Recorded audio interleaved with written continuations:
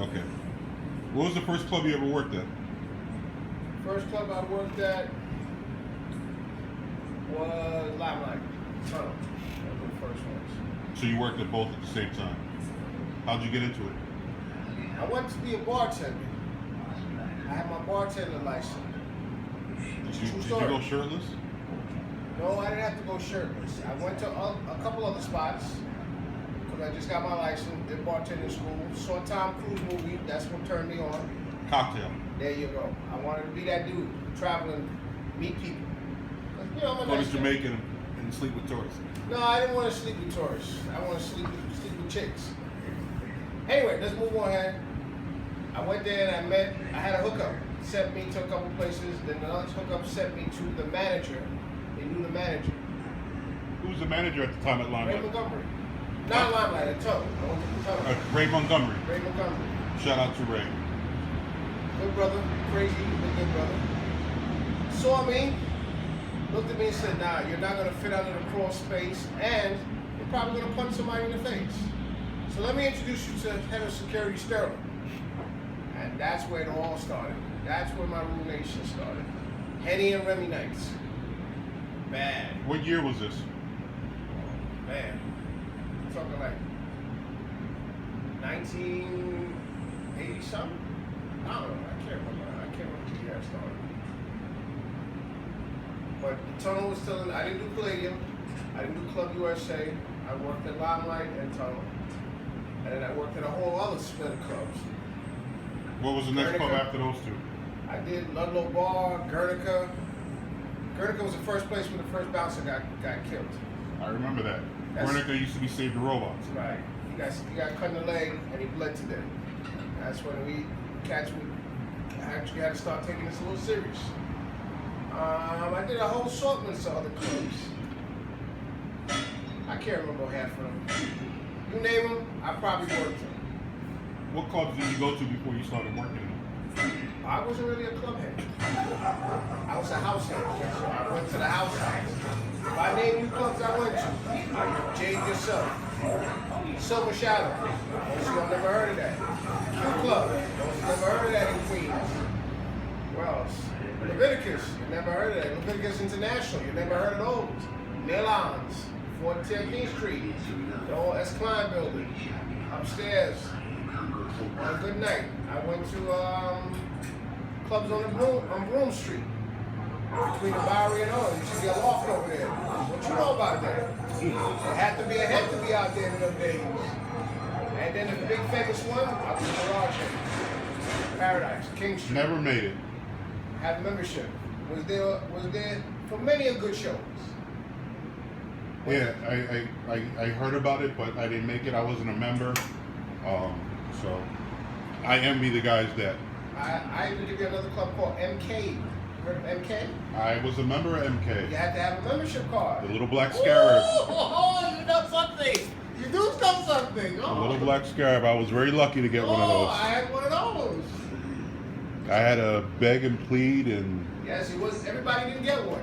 everybody didn't get one. That was a chill spot right there on the corner of Fifth Ave. I think it had something to do with playing pool.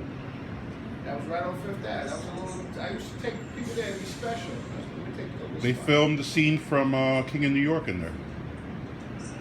Yep, It yep. was a very great spot. I love the different levels. Different levels. That and Spodiotes. I'll even tell you another spot that most people probably wouldn't know. David Dickens threw his inaugural party there, right? I think it was a block before La Palm.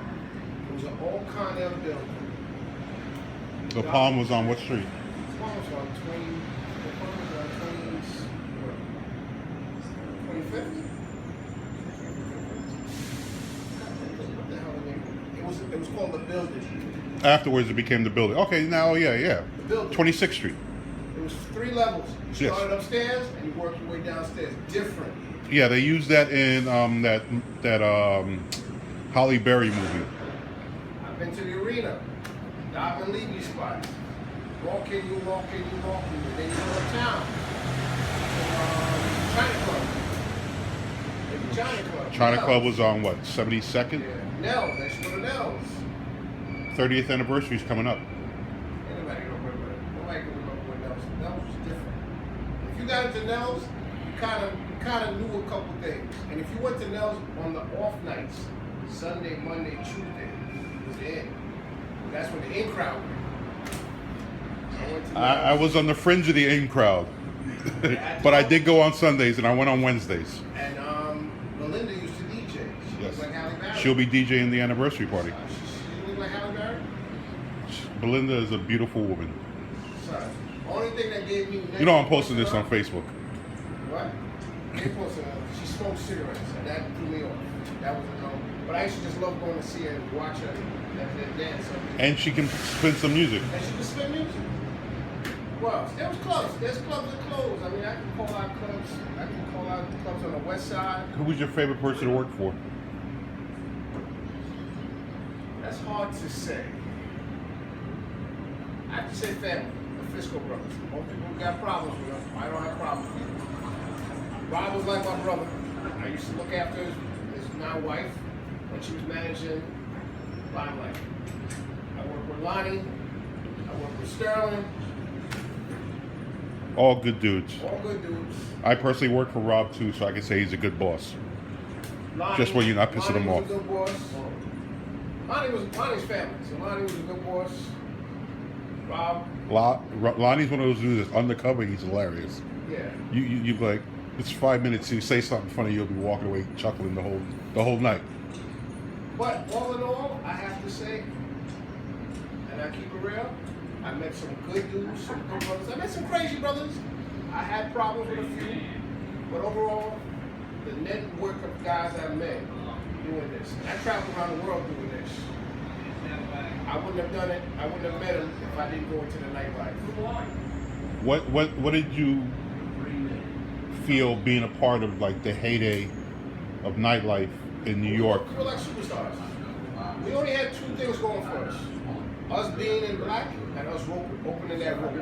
Because without that rope opening, most niggas, most cats, most people, I use the term now, they had to stay on pause. It was like, I don't do ropes and stuff, and a lot of us got it in. But if you knew somebody, you knew a bouncer who was that dude, you had an A-list. You got a little juice right there. Yeah, that's our only juice. We don't own no clubs. We don't know, but we know how to make money. we're the gatekeepers. We're the gatekeepers, and we know how to make money. And if it gets hairy, Let's not tell too many owners about that. if it get too hairy, we know how to do what we do. But you know, it's funny because when you work at a spot and you're at the door, when you're actually holding a door, not just, I mean, for me, running a line and holding a door is two different things. Because if you're running a door, you're deciding who comes in. So it's Yeah, you have that power. it's a trip, and not everybody's allowed to touch the rope. You know, coming up, I had to learn at times the hard way. If you're not told to touch the rope, if someone that's not a boss says go ahead do that, and you'll be watching the bathroom on the 4th floor behind the back stairway. So Get your ass kicked. yeah. That's what basically you saying you're gonna get your ass kicked if you touch that rope. And a lot of people tried, and some. I'm just talking about employees, not even the people on the outside. I'm talking about inside. If you weren't told as an employee, a security, a bartender, whatever, they did. Some heads did not care if you were an hour late and you were trying to get it. Don't touch my rope. It's always don't touch my rope. Yeah, it was always it's a personal thing. But I'm gonna give you another status reporter. We have many status in the club. Status with people, status with women, status with dudes coming, blessing you, whatever. I want to tell you those stories. My favorite story, and I just told somebody this today. I worked at the tunnel, infamous tunnel, on a Sunday night. Who's the promoter? Well, you got Paul Knox, Flex, you got all the people. Paul Knox was the guy. And Flex was obviously the DJ, Cypher, Big Cap, God rest his soul, funny as a Shout out to Big Cap. Shout out to all my Rockaway, my weed smoking motherfuckers, as you would say. I met a lot of dudes, a lot of DJs who are now further on in their career. But my recollection of working in tunnel was the ice room. And if Most guys knew about the ice room. Ice room was a liquor room. with the You were blue able to- ice machine. Was it blue? It was like a blue gray. It was a blue, I think. I can't remember the doing. But if you were able to go in the ice room and hang out, that means your status wasn't that only of a security bouncer. You made it. You had a little in. You had a little inside because not everybody was allowed to go hang out in the ice room, sit and chop it up with the people in the ice room. And I won't call out names. Motherfucker Ray, Mark Murray. Don't let Sterling catch you in the ice room when you're working. You're not going to. You got problems. But if you were able to walk in the ice room and chop it up with them for a minute and get a cocktail. The beers were in the kitchen tray under the ice machine. If you were able to get Once in a while, a bottle of tequila. But, no. If you were able to get that, and or if you were able to work at other clubs and get drink tickets, and I have a lot of drink tickets, coasters, and I won't call out the name, but I'm like water tickets. Yeah, drink tickets. don't drop any names. If you were able to get those, then you had status. Not everybody could get a drink ticket back in the day. I had a few, quite a few. I had stacks. I ain't gonna lie, I got stacks. That's the amazing thing. John Dombrowski used to crack me up with telling me how Geisha would give out 10 drink tickets or some small minute number. The place holds 4,000 people. And that's all He's giving you 10 drink tickets. And he wants his money at the bar. I can't knock him for that. But nowadays, you know, you can be the worst promoter in the block, bring 3 people, and they give you a stack and a bottle. Get a bottle on the table. He wasn't giving me. That's one thing. I personally used to see what they gave promoters. And a lot of promoters outside of what's my man's name? He's friends with Scott Dietrich. What's his name? The club that he runs down there used to run that club. Before it closed. In the Meatpacking District. What are you talking about? Which club? On the north side of the street? No, on near the Seattle. On the Seattle side. Benny ran it. Nah, it was another club. It was a hip hop club. They used to do hip hop on Monday nights. Oh, you talking about APT? Pass the Gansevoort on the right hand side. There was a club there. A lot of us worked there. We got 5 of them worked there. What's his name? I see his name. I see his face. Because he's with the Kardashians. Their show. Oh, geez, my camera work is off. What's his name? He was a head promoter. He was a head promoter for Peter at Limelight. Promoter. I'm drawing a blank. You know the Kardashians. There's a guy who hangs out with his little sister's boyfriend. Well, there was so many clubs. SL was over there. Now, right now, I'm talking about now. He took it over because he's the main. We were working there for a while. Sweet and Vicious or something? No, that's not Sweet. What the hell is it That was called? Pascal and them. Fly something. Not Kiss and Kiss and Fly. Fly. No. No, not VIP, Kiss and Fly. No. It's after Kiss and Fly. The next block over. The hip hop. Mars. On the same area. Oh. Mars was in there. Mars was where the standard is now. Yeah, Mars was over there. All I know is APT. I don't remember. I remember. APT did hip hop. I mean, it was hard. But anyway, this promoter was the only promoter because he used to bring all the Italian people, all the juice heads. Chris Reader. Okay. Chris Reader's my dude. I know Chris Reader. Chris Reader's not trained. He owned a club. He had a club he worked at.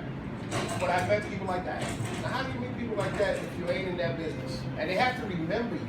Because a lot of heads, they forget you as they walk by in their magnificence. Magnificence. Yeah, they don't remember you. Some people, they do remember you because when you were holding them down, or you wasn't shaking them down too much. Chris Reader was one of them that transcended. He was able to use what he did and parlay himself into something and actually ran a club. Yeah, some guys were able to do that. Some guys ended up in jail. But there were some people that just... Oh, I forgot all the clubs. I did Chaos. I did the new Chaos, not the old Chaos. I did Element. I did Plum. Plum was cool. What else I did? I did some of shit over there on 14th Street. Lotus, I did Lotus. That was the name of it. Lotus, I did a Carlos was running it. Carlos and Sterling was running that. But then I had moved on. I was doing bodyguard work for knuckleheads. Who shall be nameless, but there's a lot of knuckleheads I work for. Yeah. And there's some of them are still relevant, unforgettable. They're still relevant. Yeah. I don't get it. Their 15 minutes of fame didn't run out yet. Yeah, it's amazing who stays famous in this country and who quickly fades. So when I go out and I see some of these people, and I have the question put to me, I said, I don't